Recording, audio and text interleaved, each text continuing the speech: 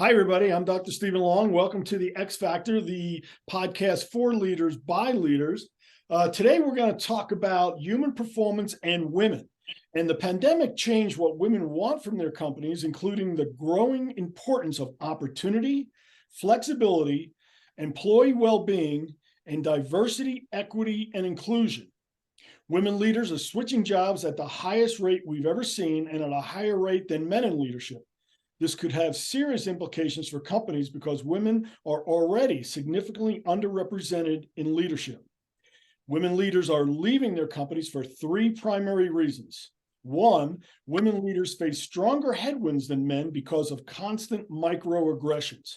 People openly question their judgment and assume they were promoted due to a quota system rather than talent and results. Second, women leaders are overworked and under-recognized as compared to men. Women have higher rates of burnout because they are assigned work that is not valued or rewarded. And third, women leaders want a better work culture. Women leaders are significantly more likely than men leaders to leave their jobs. They want more flexibility, and they want to work for a company that is more committed to employee well-being, diversity, and equity and inclusion. And to help me discuss this today is an old friend. His name is Casey Converse. Welcome, Casey. How are you today? Good. I'm good. I'm sitting in Maui, Hawaii. So life's pretty nice. It's sunny and it smells good here. Well, I'm glad I caught you between waves. So thanks for joining us. Okay. So Casey is a swimmer, but he's not just a swimmer. Casey was a four-time U.S. national champion and he represented the United States as for the Olympic 1976 team in Montreal. He was the 1977 NCAA champion and American record holder in the mile. Casey and I met when we were both working at the Air Force Academy, and he coached back-to-back NCAA championship teams there in 1995 and 1996, and has coached national champions, All-Americans, and conference champions throughout his coaching career. He's a member of the City of Mobile Sports Hall of Fame, and this is important because if anybody can be included in the same group as Henry Aaron, that deserves mention. And he's just a recent inductee of the Air Force Academy Athletics Hall of Fame. And he's also an author of a book called Munich to Montreal. So Casey, why don't you tell people what the book is about? Like you said, I swam at the Montreal Olympics, and I don't know, it's a long time ago now, but back in those days, East Germany was doping their entire Olympic team. And it really changed the results in the women's swimming competition as much as, or more than any of the other competitions. So I had a good friend, Shirley Babashoff, who ended up second in 5 events. Well, I guess 4 events. So she has 4 silver medals and 1 gold medal in a relay. So the book is about how all that how that change happened between the Munich Olympics, when East Germany first was experimenting with some doping, all the way through the Montreal Olympics, where they had really perfected their doping technique, and the results were just overwhelming. The results on the American side were disappointing, and I don't want to give away the whole surprise of the book, but there is a good ending to it. And USA Swimming, I was fortunate when I was writing the book, USA Swimming was doing a film about the exact same topic. So I got to tag along with them when we went to East Germany, well, former East Germany, and interviewed Cornelia Ender and some of the other women who had been doped back then. And, you really get a perspective. One of the things that really came out of that experience, you get a perspective of how those women were as much victims as our USA women, probably more so. They didn't really have an option to say no to being doped and part of this sport machine. East Germany had zero economy in the world. They had zero influence in the world. This is a way that the government thought they could, have some prominence and be respected on the world stage in Olympic sports. And it went on through the '88 Olympics. There's a term that just recently has emerged. It's called sport washing, where whether it's universities or countries will use athletes to wash over certain negative attributes of their society or their organization. And prior to my arrival at the Air Force Academy, as I was pursuing my PhD at the University of Kansas, I was an adjunct professor, and my job, I was actually an employee of the athletic department, where I was the drug education instructor, where every athlete was mandated to take my class called Drugs in Sport. And we focused not only on recreational drugs, but also performance enhancing drugs. And this is in the early 90s. And, what I tried to impart upon those young student athletes is it's your choice. And those choices will have consequences. And so, but I basically focused on trying to give them the tools to make the proper choice, because there are, short-term and long-term consequences, negative and positive, to using performance-enhancing drugs. And it was really interesting to hear what you say, is that not only were the American women victims, but the East German women were victims because they were mandated to be part of this systemic doping program.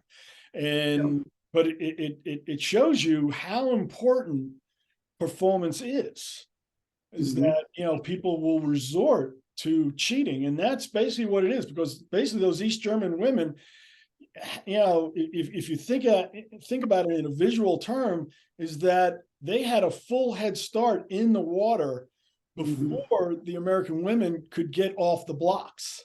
Yeah, for sure. And the USA in the documentary film, they do a good job of pulling out some images of just the physicality of the East German women standing, next to or in close proximity with USA women. And there's just, these are very fit human beings at the top of their sport. And these German women have some of the physicality of a male, just super broad shoulders. I mean, this is beyond the norm. And you can see it. And the visual makes a big impact. Well, that's where the chromosomes are being altered because of the performance enhancing drugs. So it is something, and I call him Joe Sixpack, the fan who just doesn't really care about doping and just wants to be entertained. But I think fans are becoming educated to a point where they're realizing that what I'm watching is not real. So why am I watching this? And that has been proven because people start to change the channel. They're not buying the tickets. They're not attending events because they believe that doping is going on. And so it's in the interest of not only the sport organizations, but also the athletes themselves, to basically police themselves. All right, so let's get back to women and general, because from what I recall, you were coaching both the men and the women when I was at the academy. Then I think in '98 or so, you just focused on the women. Is that about the proper timeline? And that's right. Yeah. And when did you retire, Casey? 2017.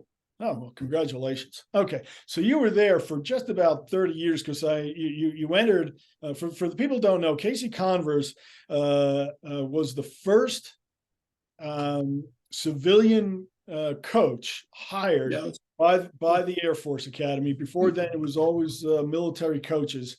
And so I have to thank you, because if you failed, they probably would just went back to military people, and my job would never been available. So I appreciate you blazing the trail for me there.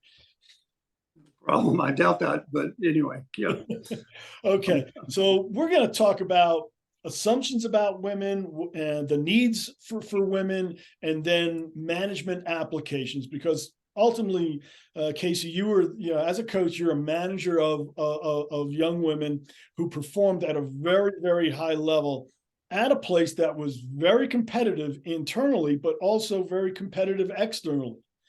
Mm-hmm. So, so I appreciate you being here for this. So, the primary assumption is that men and women are fundamentally different because of their chromosomes, upbringing, or both. And this has been repeatedly proven to be false. So, in your experience, you coach both men and women. Do you see that there's really, what do you see as the difference, if there is any? I'll just tell you my cocktail party answer to that, or maybe my backyard barbecue, which is more likely for me to be at than a cocktail party. But the backyard barbecue answer that I give when people ask me about the difference between coaching men and coaching women is, if you have a guy who has a great performance, they come out of the water and they're kind of like, I'm so glad you had the opportunity to coach me. And if a woman comes out of the water and they've had a great performance, their friends are happy for them. They come over and they say, thank you, coach. We did we did this together kind of thing. And that's just purely anecdotal. It's not, it has nothing to do with chromosomes or anything like that. And I'm not certain why there is that difference. I was a high performing male athlete, and that was absolutely my point of view. Congratulations, coach. I'm glad you had the opportunity to coach me. Maybe that's maturity issue or what, but I would say that stands out to me as a difference between coaching men and coaching women. Okay, is that there's more of a community within within women, and I would say so. We were talking before we started recording, and I was telling Casey that I also published a book about Olympians, and one of the participants was Mike Candrea, who's the women's softball coach at the University of Arizona, and he had the dominant softball program for many years, and then led the American team to the 2004 Olympic gold medal. And I asked him the same question, and he came back with something really interesting, because he coached men in baseball before he coached women in softball. He says, well, men have to play good to feel good. Women have to feel good to play good. Oh, wow. Yeah. I see that. Yeah. I'm glad I got your reaction to that, because I'm wondering if that was your experience as well. Yeah, absolutely. I'd never thought of it that way, but absolutely true. It is about performance when it comes right down to it, but it is also about more than that. And it is, I'm not sure exactly how you quantify feeling good, but when there's a good atmosphere on the bus as you're pulling up to the pool where you're going to compete, things tend to go better than if something's happened internally, within the team, and everybody's grouchy because we didn't get the right food that morning or whatever. Yeah, I totally see that. That's an interesting perspective. Well, let me ask you this: when you coach men and the relays were occurring, all right, what were the men doing right before the race?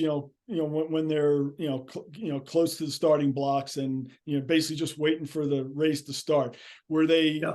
What was their behavior like? They're just being physical. They're moving, being physical. Okay. Probably not talking to each other that much. When I think about that moment, that's an interesting moment right before a person competes. I think that's pretty similar, actually. And I'm just thinking in my memory of watching a lot of kids right before as they step up on the blocks. I think that's fairly similar. Women are being physical, they're moving. They know that there is a physical and emotional challenge coming that they're going to have to face, that they prepared for. All those emotions are churning, and But yeah, I think it's primarily a physical and a focus sort of thing. Pretty quiet. The women might talk to each other a little bit more. There's a scene in the last gold, right before the USA steps up for the 400 freestyle relay in Montreal, and you see Babashoff come over and say something to Jill Sturkle. Jill Sturkle's 15 years old, and she's going to win this relay. Her leg is going to make it so they win this relay, and she outsplits everyone. And she swims third, I think, in her relay. But anyway, she comes over, she talks to Sturkle, just says something to her, like, who knows what she says. And then they're sort of passing each other in this moment in the film. So maybe there's a little bit of interaction, but what you do see is a lot of just physical preparation and focus, mental focus. Mm-hmm. Okay. So they share the same kind of intent of purpose. Yeah. Yeah. I would say so. Yeah. All right. So the second assumption that people have of women is that they lack commitment and drive. Right. And so I want you to think about that. I'm just going to read off some facts. Is one, research show that 70% of women prefer a career over a family. Men and women want both, but men are not penalized for having a family, but women are. So numerous studies show that what does differ is the treatment mothers and fathers receive when they start a family. Women, but not men, are seen as needing support and often expected and even encouraged to ratchet back at work. As a result, they are rerouted into less taxing roles and assigned less demanding, lower status, less career-enhancing projects. So it's really about the expectations that are coming from management. But men's and women's desires and challenges with the work-family balance are remarkably similar. It's what they experience at work once they become parents that puts them in a very different place. So young women care deeply about the opportunity to advance. More than 2/3 of women under 30 want to be senior leaders, and well over half say advancement has become more important to them in the last 2 years. So, we're, both at a place that is just a different kind of environment. The service academies are just different. And they attract a unique person, right? But, in your experience, do women lack commitment and drive? No, they don't lack commitment and drive. No, not at all. You can't show up for, the NCAA limit is 20 hours per week of training. We probably got 14 hours a week if we were lucky. You can't show up for that. That's like having a part-time job, plus the transit from the academic area down to the athletic area and back. It's probably pretty close to 20 hours per week. It's like having a part-time job at a place where there are no athletic scholarships. So you're doing this voluntarily. You have commitment to your team. You have commitment to your own sport. By the time you show up in college at 18, as a swimmer, you've had you probably started swimming year round when you were 12.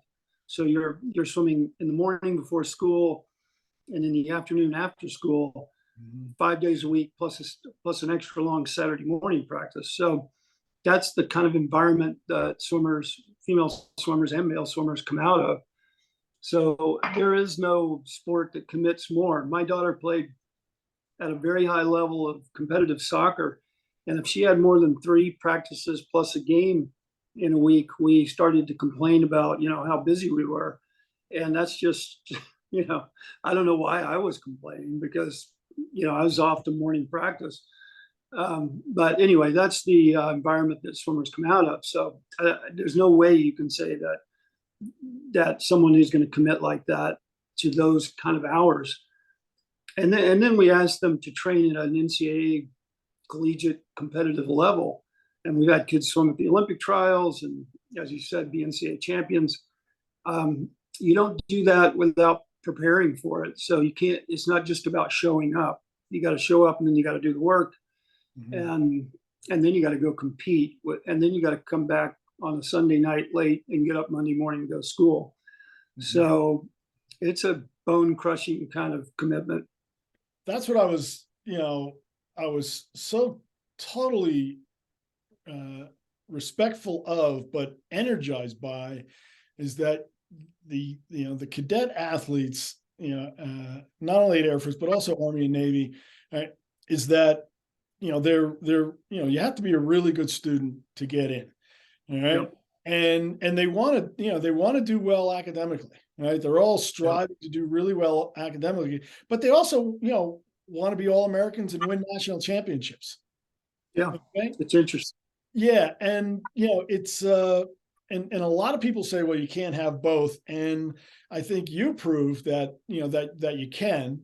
And I know my experience was that, yeah, if you have that kind of desire and then you provide them with the tools to do it, well, then they can excel in just about everything else that they're doing. And I was always very impressed with, with your women, because they were so committed, not only to their own performance, but to the team performance. And that's something that I think a lot of the listeners may not be familiar with, is how, even though it's labeled as an individual sport, but how team oriented it is. Yeah. And I go back. Well, I go back to what you said from the softball coach. When the team environment is happy, the performance is there. And, I will say that performance is not less important to the outcome, I would say, is not less important to female athletes, but I guess it's kept in pretty good perspective. And by that, I mean, if a swimmer has done the preparation and they have, done everything within their power to prepare, plus all the other demands that you listed at the academy, and they go to a competition, the end of the year competition, in swimming, you kind of put all your eggs in one basket and you wait to the end of the year, you train, you kind of compress this spring, so to speak, and then you let your hand off and they get this rebound from all this training, all this, all the changes that have taken place over the course of a year of training. And if that doesn't turn out, I feel like women do a pretty good job of keeping that in perspective. And I think failure has to be part of the conversation. I especially in sport where it is so black and white. In a sport like swimming, you either did your best time or you didn't do your best time. And if you did your best time by 0.2 of a second, you're happy. I mean, literally, we can train all year long for a 55-second race. And if you're 0.2 of a second faster, you're pretty happy, which seems absurd, but it's true. Because at some point, 0.2 of a second is hard to find. Yes, but if you're 3 seconds faster, you're ecstatic, right? But what if you go in and you're a second slower and you trained all those hours? And what does that, I think one of the things that I really had to grapple with and come to understand was just the reality of some failure along the way. And how are people going to handle that? I've sat on the pool deck with kids who were in tears over that kind of scenario I'm talking about. I'm not sure what your original question was. It was about. No, it was just about the assumption that women lack commitment and drive, and obviously, they don't. No. It's really about how they're treated that determines, right? And that really leads into the next area, is that contrary to popular belief, parity between men and women has failed to materialize, not because women prioritize their families over careers, negotiate poorly, lack confidence, or are too risk averse. All right, so meta-analysis of published studies show that these ideas are myths. Men and women actually have similar inclinations, attitudes, and skills. So what differs is how they are treated on the job. Women have less access to vital information, get less feedback from supervisors, and face other obstacles to advancement. So what it really comes down to, Casey, is expectations. Mhm. All right. And since you coach both men and women, right? Mhm. Right, did you find that you had different expectations from one team to the next as far as what you Yeah. expected out of them? Yeah, no, and actually, swimmers grow up in an environment where they train in the same setting with men. Well, men and women train together as boys and girls coming up through USA swimming programs. Um, so they're very accustomed to being in a competitive setting in a practice, men and women side by side. Mhm. So really, if anything, it's one of the few sports where you really grow up with a very clear ability to see people, men and women, train side by side and compete side by side. And yeah, there is no difference that I have ever seen. Women want to win. I think differences come down to personalities and don't have any, whatever you would call that. I would call it personality. There are swimmers. I think you had one of my swimmers, Beth Zeman, in a class, and back in when you were teaching at the academy, and that was a woman I learned. I think I first really kind of saw a difference from how I competed. When you start coaching after being an athlete, you bring in all your assumptions about how you did it, and you have to get rid of all that over the years. And so one of the things I learned from Beth Zeman was, when I was a competitor, I swam in my own lane. I went as hard as I could. I did all the things that I knew I had prepared for, and then I lived with the outcome. She was a woman who looked to her right and looked to her left and said, I'm going to beat everybody around me. Yes. and that is a whole different person. Yes. So I would call that, that has nothing to do with gender. I don't think that's just being a human being and being wired in a certain way. So that's the thing I learned. Yeah, her mindset was more similar to a football player of players who I coached. And but when you mention these assumptions, um, you know, both you and I, obviously you're an elite, high performing male athlete. I made it into the college level, and we think we know how to get other people to perform better. And then we get out and we start to recognize that, well, wait a minute, people are different. Right. I'm not looking at a mirror. Yeah. So we have to learn to communicate with them. And I think one of the biggest problems in business is this idea of men and women are different. So we have to communicate with them differently. Yeah. And one of the things that I've learned, primarily through my counseling program at the University of Kansas, is yes, you can look at different genders and different ethnic backgrounds and come up with generalities about how to communicate with them. But ultimately, it comes down to how you're going to communicate with them right now, one-on-one. And are you saying something in a way that they can understand, rather than assuming that they will understand everything you say? Yeah. Okay. So, Beth was, I remember we talking about that. She said, Doc, I really don't care what my time is. I just look up and down the line and I say, I'm going to beat you. I'm going to beat you. I'm going to beat you. I don't care if you have a lead, going into the fourth leg. She was so competitive. She just thrived on that competition where, another person, not a male or a female, it's not gender specific, would say, no, I just got to focus on what I'm doing. And do the best I can and focus on my race.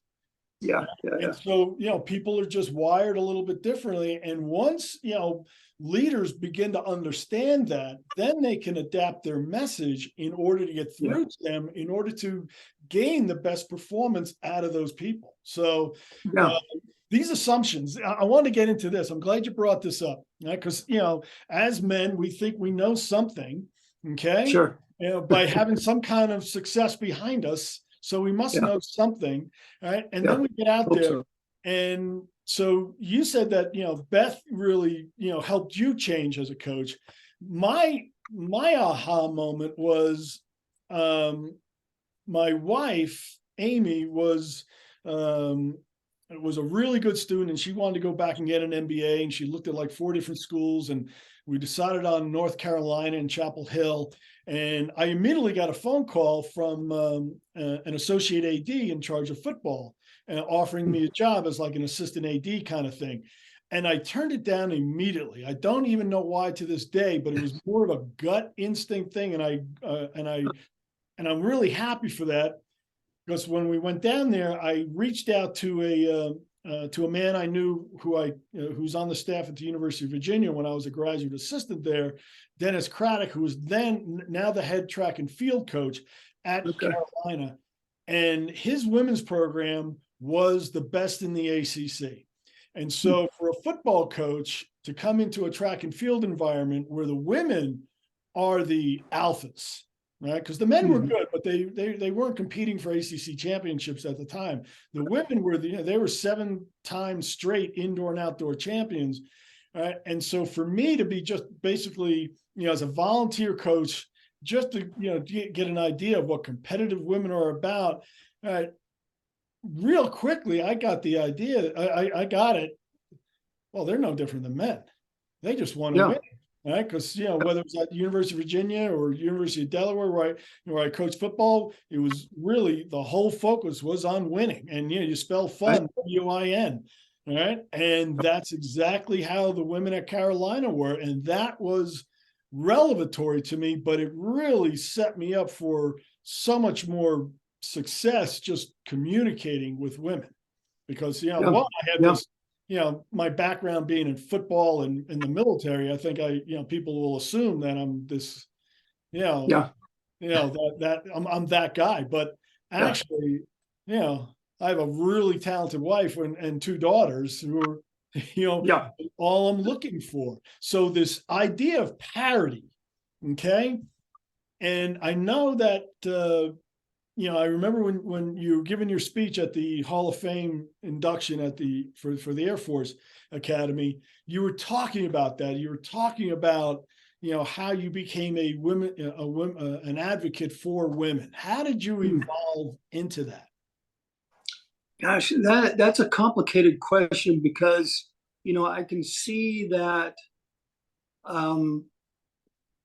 tendency, that's sort of cultural awareness right now, that women don't need guys to ride in on a white horse and save the day, right?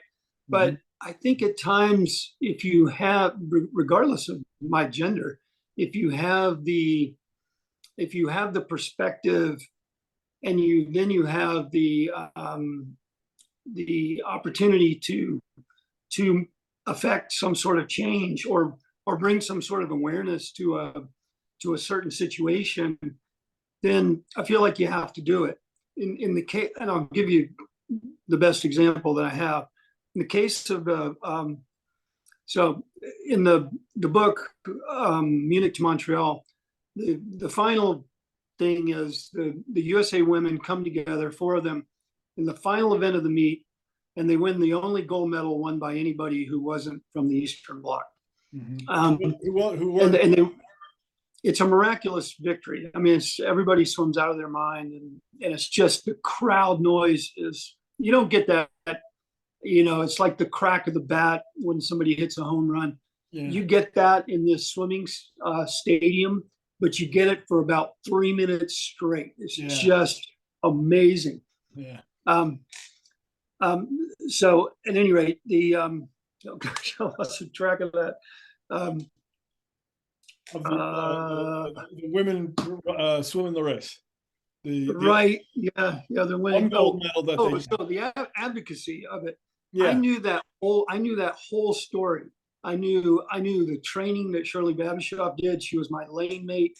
She was a tenacious trainer. I mean, there's a moment that's in the book where we're swimming a certain little workout set. It's nothing complicated, but it is long swims on a short interval as hard as you can go.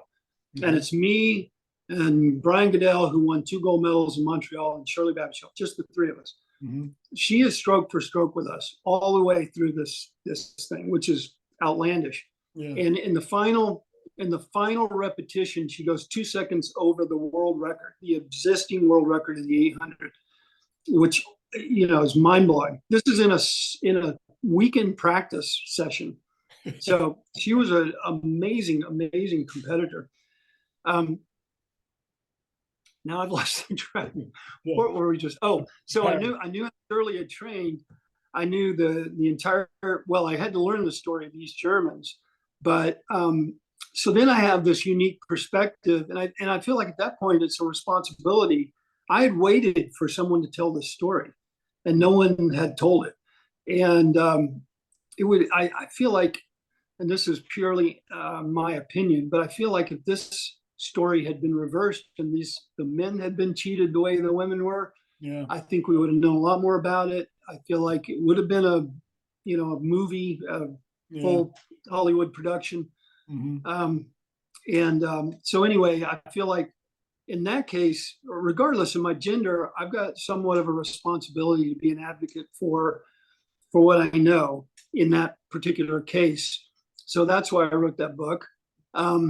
And I think, in terms of advocacy for women, if you're in a certain position, it doesn't matter who's being, if men had been, had the same sort of obstacles, and I didn't perceive a whole lot of obstacles at the academy for women, to be honest. Mm-hmm. I feel like everyone tries as hard as they can to keep a level playing field. Mm-hmm. I'm sure there are things that we're just unaware of that are difficulties for women, but I feel like if you're in a position for advocacy, you need to do it, and so that's really how I landed there. Yeah, but so you came through this advocacy by recognizing it wasn't even an assumption, but the fact that you're in the same lane, as Shirley Babashoff, and she's doing the exact same workout under the exact same standards and expectations. Right. Yeah. So that mold, I could see where that helped mold your mindset on how to coach women as well as men. You were coaching the men and women. You weren't coaching the men's team and then coaching the women's team. You were exactly. Yeah. Right? And I think this is one of the problems in business is that they try to segregate the men and the women and believe that the manager believes, well, I got to manage the men different than the women. Right? And that's where they start to go off the edge. Yeah. But if they treat them with parity, okay, then then the expectations are the same. And the fact of the matter is that's what women want. They want to be treated the same. They want to have the same expectations, right? So, yes. And it's just what comes out of the research is that once women, or men, have a pregnancy, within the family, the men are not treated any differently. But now they have to make plans for the women and what's going to happen. All right, yeah. Where actually, whatever the family leave program is, it is, whether it's for men or women, and then when they come back, they're expected to do their job, right? Rather than ratchet back or to be funneled into the mommy track or anything like that.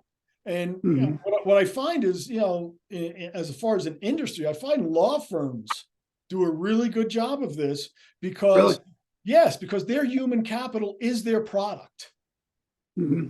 All right. And it's the same in sports. It comes down to human capital, but I think a lot of other industries and business, they don't see that. They don't see how their workforce, how their human capital actually contributes to the product. Right. But if you treat both genders as the same as far as contributing to the, to the end product, right, then those expectations are the same, and what I encourage the listeners to do is watch the movie My Fair Lady, right, with Audrey Hepburn and Rex Harrison. And if you don't know the story, go watch the movie because it's all about expectations. It's really not about your talent level. It's about what people expect from you. And that's where behavior will match the expectations placed on a person. That is a psychological truism as one can get. And so everybody that I meet, whether they're coaches or business leaders, we talk about expectations and maintain those expectations because people will rise to them. If you lower the expectations, people will meet those as well. And so you were such a great model for managing women because your expectations, you didn't treat the men any differently than the women. You didn't treat the women any differently from the men. They just saw you as the coach. That's very interesting. I never thought of it that way, but that is partly the culture. It is 100% the culture of USA Swimming, how it's structured. And that's different than, youth soccer. You play with boys and girls when you're 5 and 6, but then at some point, boys are on their team, girls are on their team. And it's like that in every sport, with the exception of, USA Swimming is an amazing organization, all 95% volunteer run. And, boys and girls, men and women training together day in and day out, really unusual. And I've realized that before. I've just never put it in the perspective that you just did about management. I have a question for you. Yes. Can I ask you a question? Certainly. So you raised 2 girls. Yes. You and your wife are both professionals. In reality, do you think that when it came down to, I know you and Amy strived because of who you are, you strive for equality in every aspect of raising your kids. Did there come a point where, when it came right down to it, Amy was going to be the one who ran over and picked up one of your daughters and ran her to the emergency care because she needed stitches, or whatever the scenario is, arrange the babysitting for that week, or whatever it was? I know you strive for equality, but wasn't it really 51%, Amy? I want a true, honest answer. No, you're absolutely right. And men like to think, as evolved as we are, we like to think it's 50-50, but it's never 50-50. It is. It's never 50-50. And as men, I think the best thing we can do is just say, to our spouse, hey, what can I do? All right. Is there, because, both our kids still live in the area, and, they both still have issues, that we have to come in. And something even happened this week. Right. And Amy was the first one to be called, but then I had to pick up the slack because her schedule isn't as flexible as mine.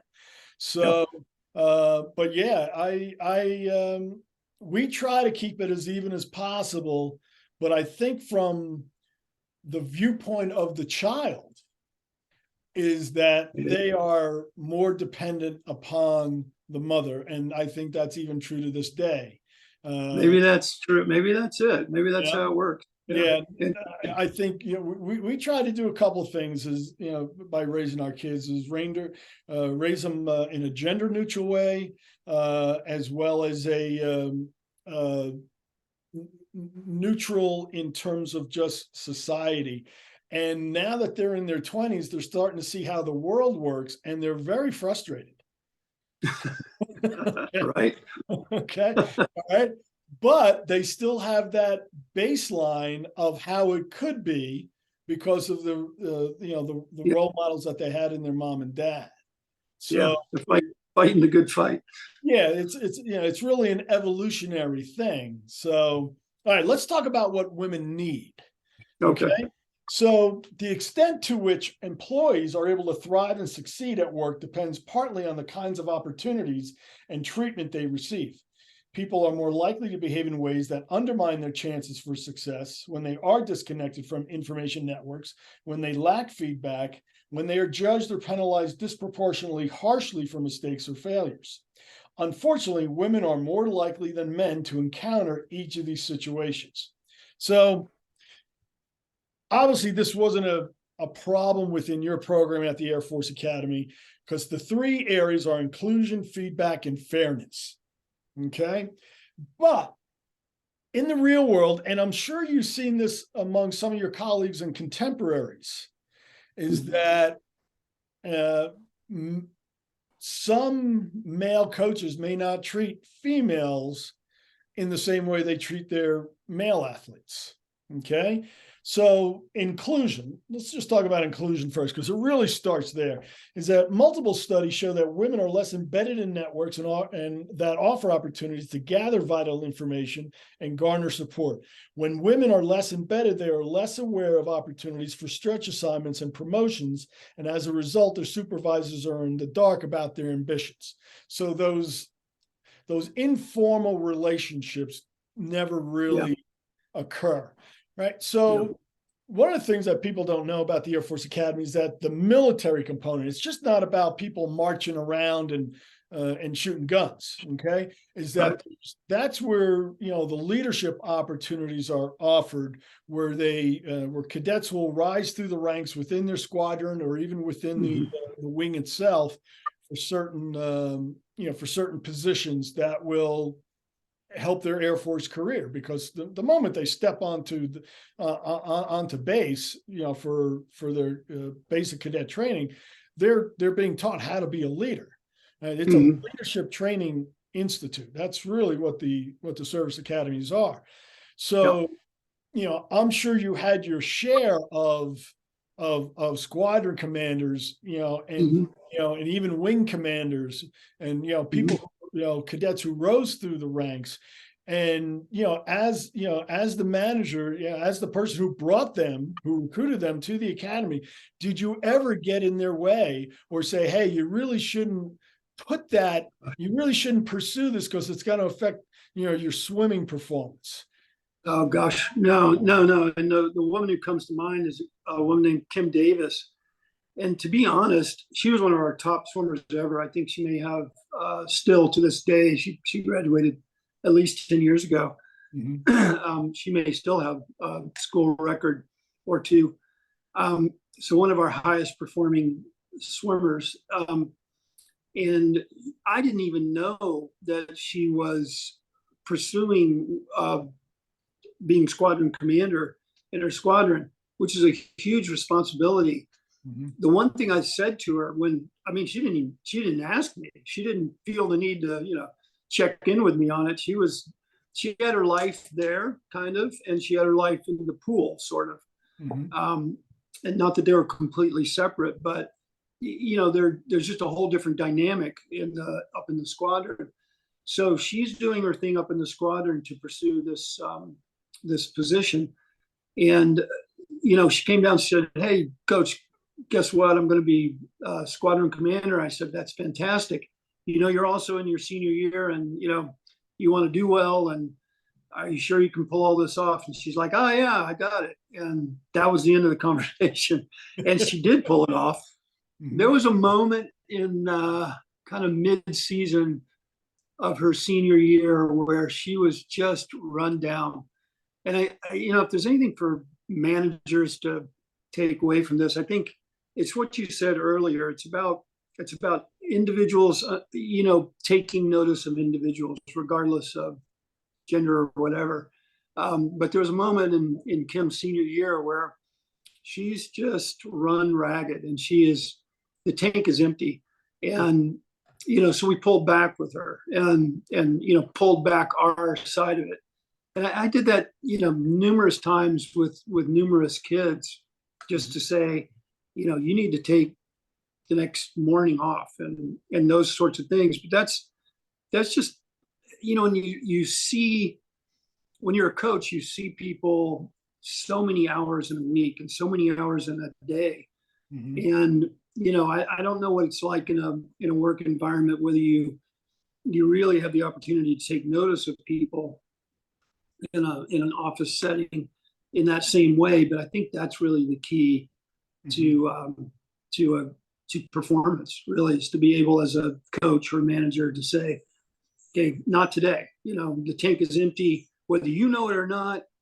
I'm gonna step in and I'm gonna say, I know you pretty well. We're gonna back off, Yeah. and I think that's really key. Well, go slow to go fast. And even in this environment of hybrid work environments and remote work environments, it becomes even more important for managers to pay more attention to their team members, right? Because, you're spending 14, 15 hours a week with with those cadets. Maybe some managers in the business world don't have that luxury, but it means that they should be paying even more attention. But what I was really impressed when I was at the academy is that you were the first coach that I came across. I've worked with other coaches, male coaches who coach women who were extraordinary, like yourself, right? But you were the first one to grant mental health days.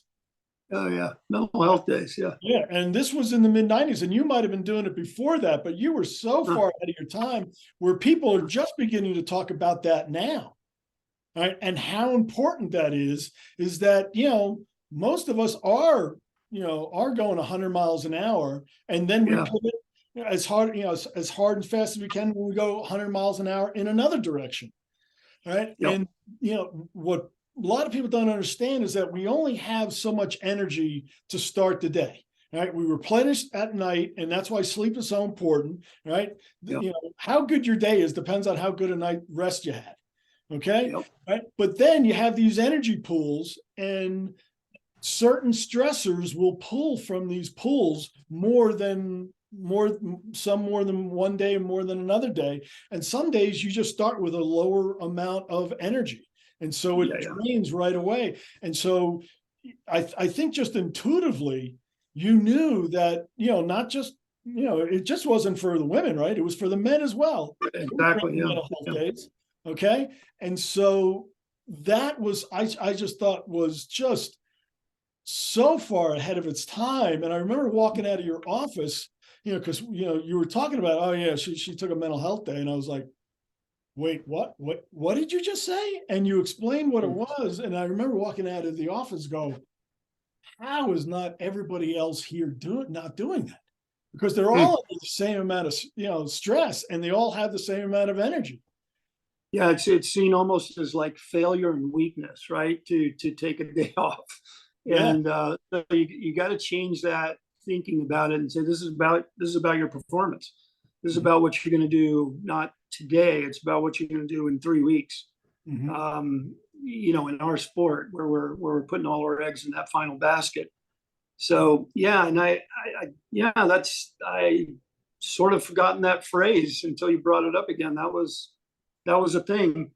And we'd also, in the mornings, we'd have this energy. We'd either have, people started training in the morning after they realized we were doing it. Swimming was doing it. Mm-hmm. Certain teams did.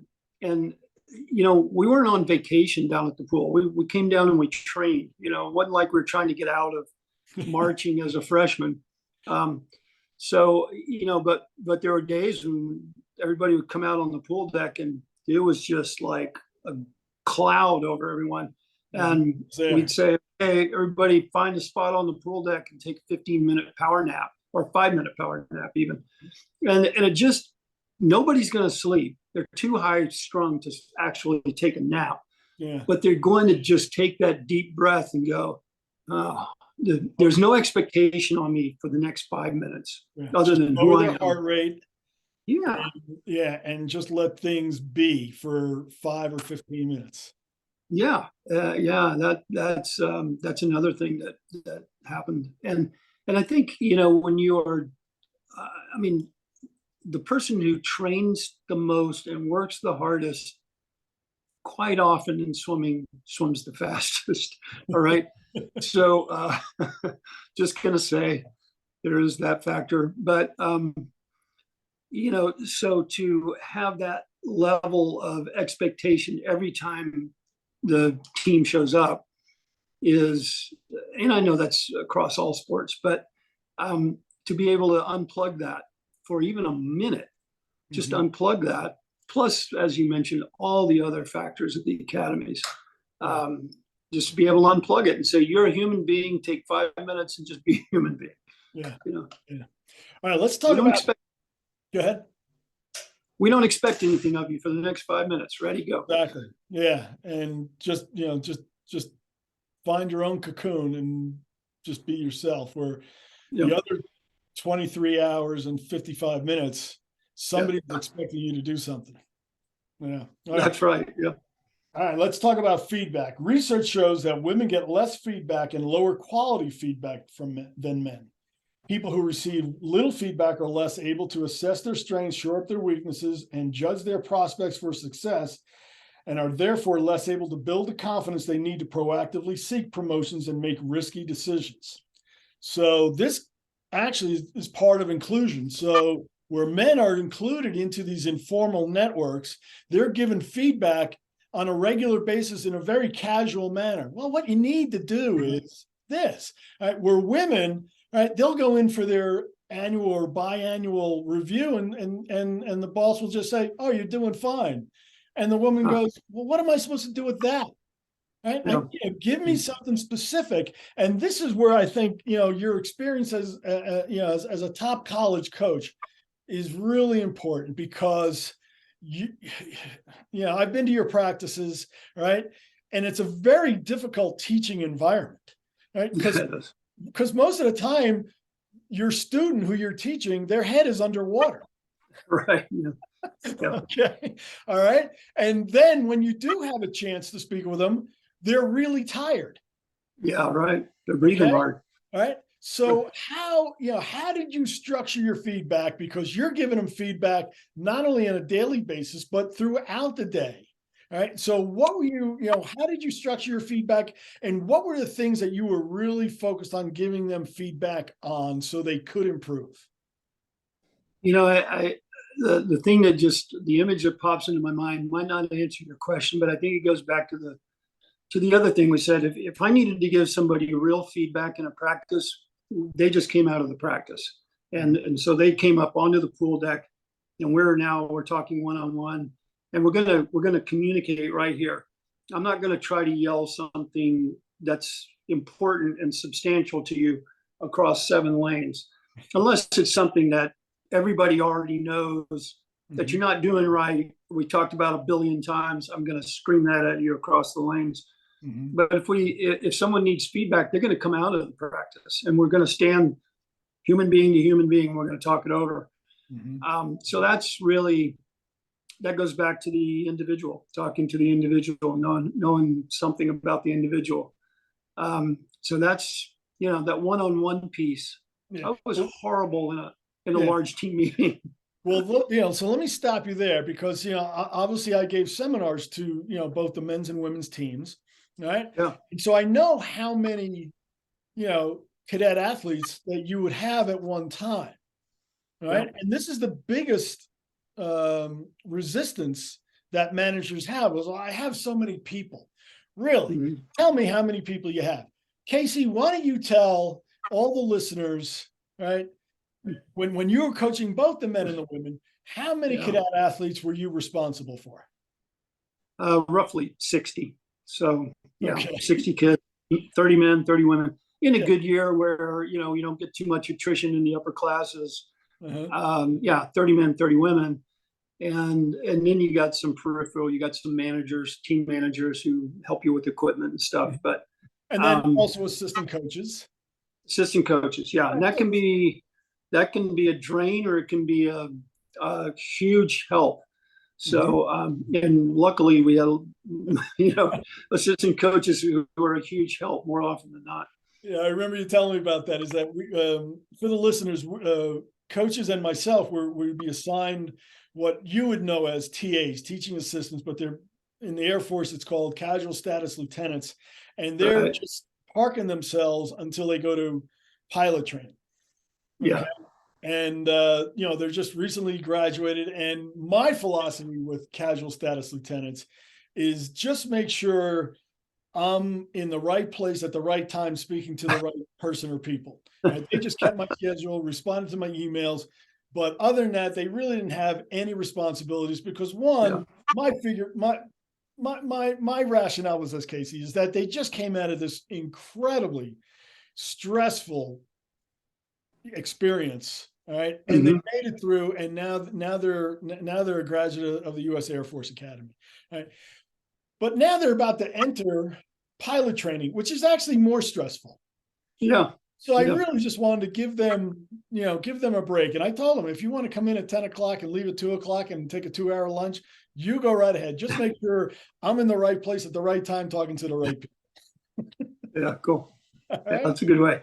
You know, I occasionally with that particular kind of assistant helper, I would more often than not ask them not to do much coaching. I would just say, look, you know, because they'd read something on the internet, and, you know, they'd be over telling a kid something they read on the internet yesterday. And, you know, there's all kinds of crazy stuff on the internet. Yeah. I just want them to filter it through my filter before they start spreading it as the gospel of the coaching staff. Yeah, University of Facebook is not an accredited institution. Man. So, okay.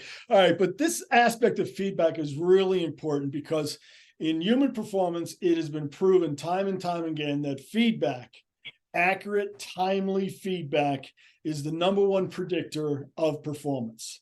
So, you know, I just found it really valuable for the listeners to understand that, yes, you can have many charges in your unit, right, to use a military term, right? But you can still give that individual attention, even when you're only with them 2 hours a day, correct? Yeah, right. Right. And so you're still giving them the feedback that they need to get better. Yeah. And the way a swim practice is structured, you know, if a kid has grown up through sort of traditional swimming, the practice itself is set up for feedback, because it's all based on time to a large degree, at least the way I practiced it. So, you know, I never thought about feedback that way. A kid really gets a lot of feedback just within the environment of a swim practice, because there's a huge clock on the wall, and much of the practice is going to be structured around what your time was. And that's black and white. It's not fuzzy at all. And from an athletic standpoint, they're getting feedback while they're actually in the pool, feeling how the body feels, and you know, from a cardiovascular standpoint, but also from a mechanical standpoint, as far as whether they're getting, you know, they're actually, you know, practice the instruction that you've given them. Yeah, exactly. And one of the things I was going to say is I think it's important in terms of feedback to listen well. And so a kid, you know, may come out of that environment and wonder why the person next to them, they seem to do the exact same practice every day, and they seem to swim in a practice the exact same way. How is it that when we come to a race, you know, this person's significantly faster than me? So, you know, that's just an example of a question you might get. And, you know, so I think you got to listen as well, and be, you know, you got to be attuned to that, because especially at the academy, kids aren't going to bother to ask you twice. You know, they're going to ask something, and then they got to move on to the next thing. So I think to be alert to just hearing what people are asking, and or even, you know, kind of being aware again of I don't know what all the factors are. They're how they look that day and how they're acting that day. That's when you get the chance to reach in and say, okay, what's happening? And that's, I think for me, that was my most valuable way of giving feedback, is that one-on-one interaction. Yeah. Well, I can't tell you how many guests that we've had on the X Factor who at some point of their career as being a leader found that the most requisite leadership skill is listening. Yeah. You know, so I'm really glad that you brought that up. Now let's talk about the final need, which is probably the most important, and that's fairness. And studies have shown that women's failures are more strongly scrutinized and punished more severely than men's. People who are scrutinized more carefully are less likely to speak up in meetings, particularly if they feel no one has their back. However, when women fail to speak up, it is commonly assumed that they lack confidence in their ideas. And the bottom line is confidence reduces when a person's margin of error is reduced. Right. So this thing about fairness, and actually I was talking to Amy about this this podcast episode yesterday, is that it all comes down to fairness, is that if women are not being treated fairly, if they're not being rewarded in the same way as men, even though they have the same expectations. Now, you can have the same expectations and women can rise to those, right, and even exceed those. But if they're not being rewarded in the same way, then trust is lost. It's shot. It's gone. All right. And you'll never get that woman back. All right. So you coach women and they were highly successful. And it was similar to the Carolina track experience where the women were the alphas. Okay. And, the men were working just as hard. Right. And they weren't seeing the same benefits as the women were because because I got to tell you, at your banquet for the Hall of Fame induction, I happened to be there as a guest of one of the football players, and the banquet hall was set up just like my classroom. Right, where the majority of the students were football players and women swimmers. Oh, wow. Okay, but they were on opposite ends of the hall. That's right. And back in the 90s, they were the two alpha programs. They were the two most successful programs, and I think they looked at each other with kind of a snake eye, right? Is like, yeah, you're not as good as we are. And they're like, right. We actually are, and we're not. And they were both kind of competitive with each other. I could see that in my class, and I actually felt the same vibe in the banquet hall. So yeah, it was really interesting. But that fairness of the reward, right? Is that, your swimmers excelled, and under the the NCAA structure, that was that they could be recognized for their efforts. But within but see, that's just that's just the icing on the cake. But really what it comes down to is inside the team rooms, on the pool deck, right, in the pool, and how each member of each team are looking at each other and having that respect for each other. Yeah. Is there a question there? What's the question? I'm getting to it. I'm thinking. Okay. So so I think both groups saw that there was a sense of fairness within your program. Oh, yeah. Okay. I see where you're going. Yeah. It's so merit driven. Swimming is, as I said, you could train all year and go 0.2 of a second faster, which is as fast as you can blink your eye, and you're still happy. You're ecstatic, depending on how hard you tried to break that barrier. So it's so internally merit oriented that I think it's built in, and so you get to celebrate with people. You get to go, wow, sure enough, you did what you needed to do to make this to have this achievement. And it's your achievement. It's not your parents' achievement. It's not your coach's achievement. It's not your lane mate's achievement. You might have people who contribute, but really it's yours, and you can't buy it, So, and you can't fake it. You got to do it. So it's so very merit oriented that I think a lot of that's built in. And I think the fairness, at least in my sport, is just not, I didn't have to worry about playing time. I didn't have to worry about whether this soccer forward is better than the other one, and they're sitting on the bench and they're angry. And, I didn't have that dynamic to deal with, and I was grateful for it.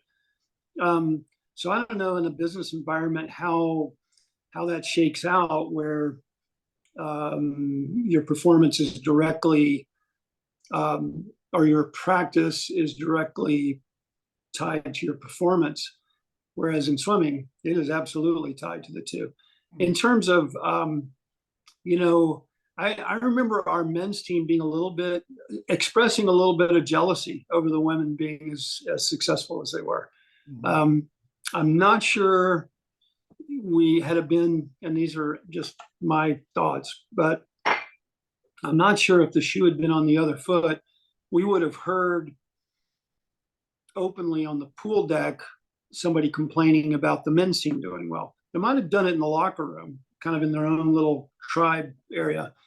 But, you know, the guys would just kind of be openly like, oh, they're not that great. They're Division II, you know. And yeah, sure enough, they are that great. They're, you know, won all kinds of championships and excelled, and, you know, just look at their times. They're doing these amazing things. Anyway,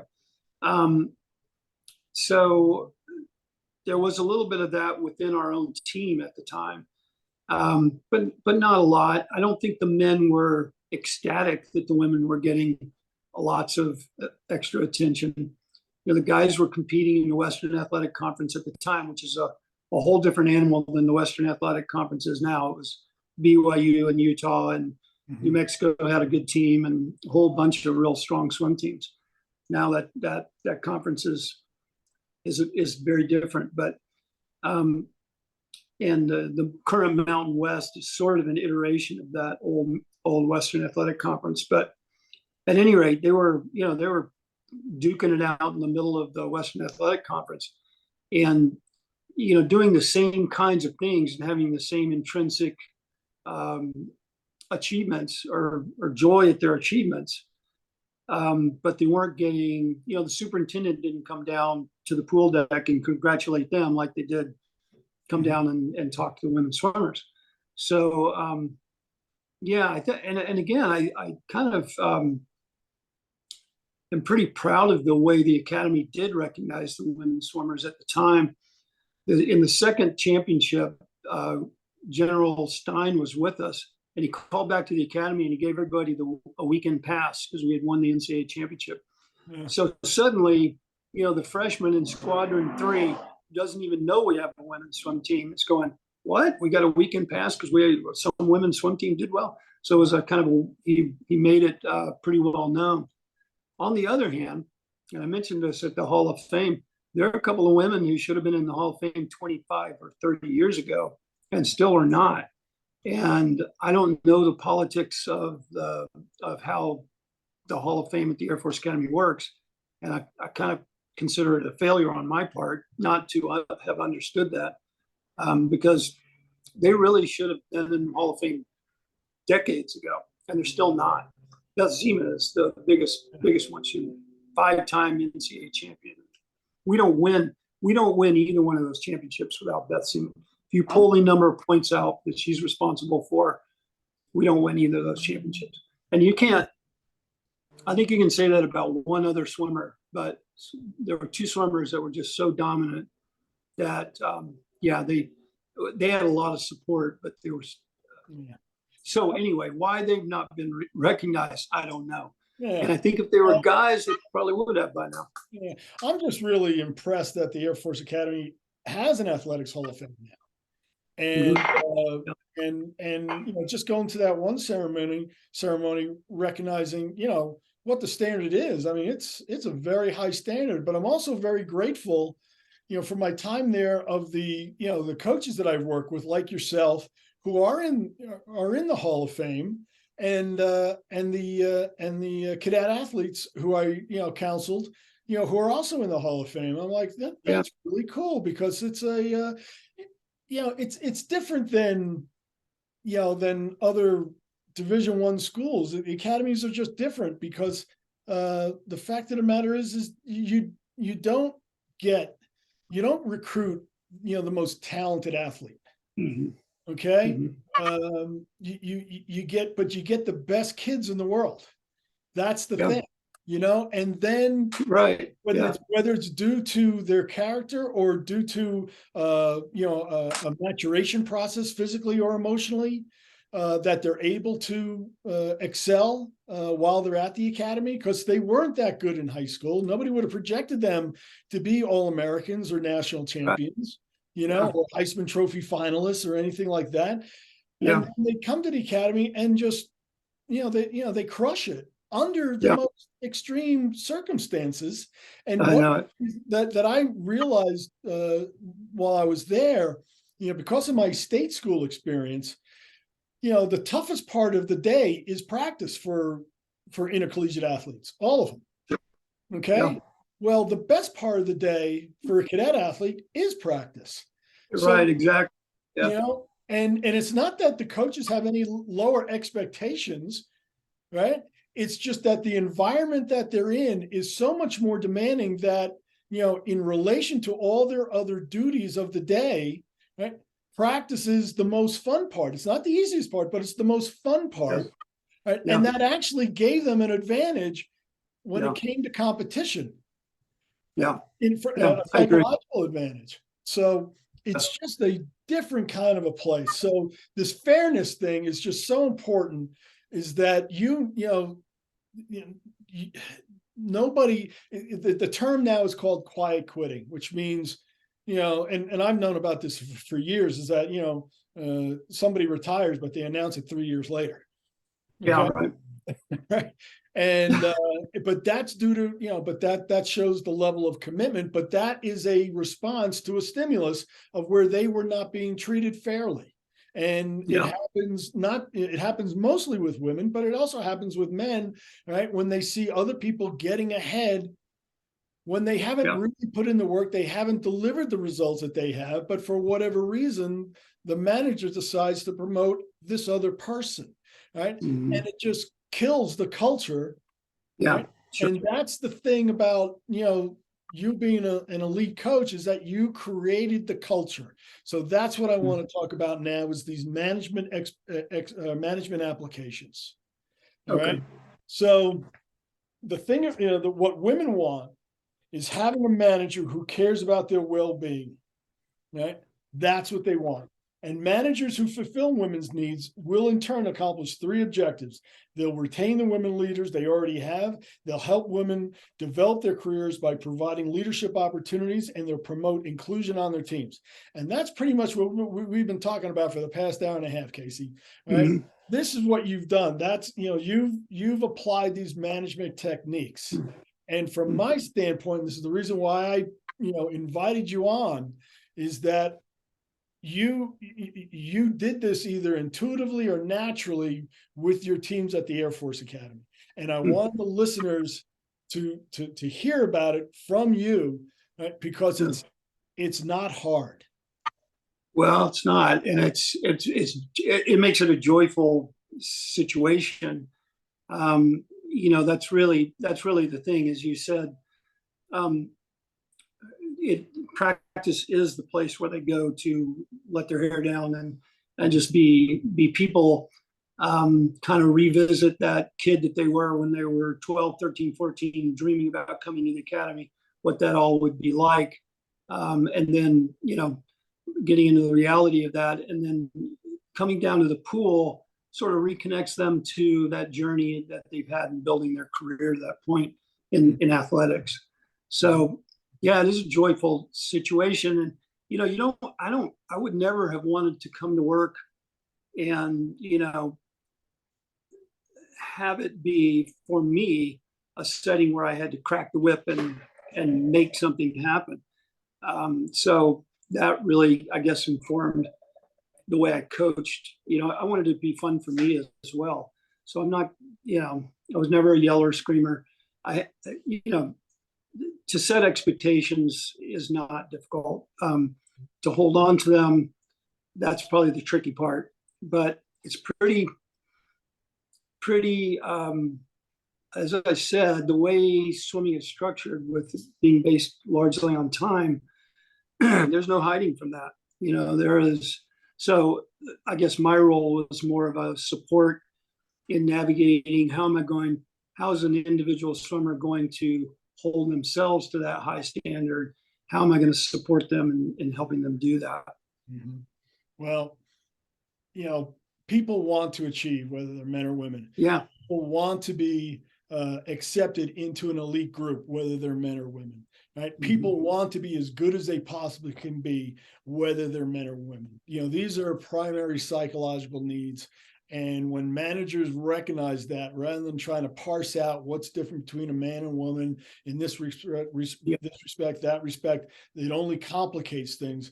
But again, it comes down to not so much the genders or other stereotypes of how I have to speak to the group. It really comes down to getting to know that person individually, Mhm.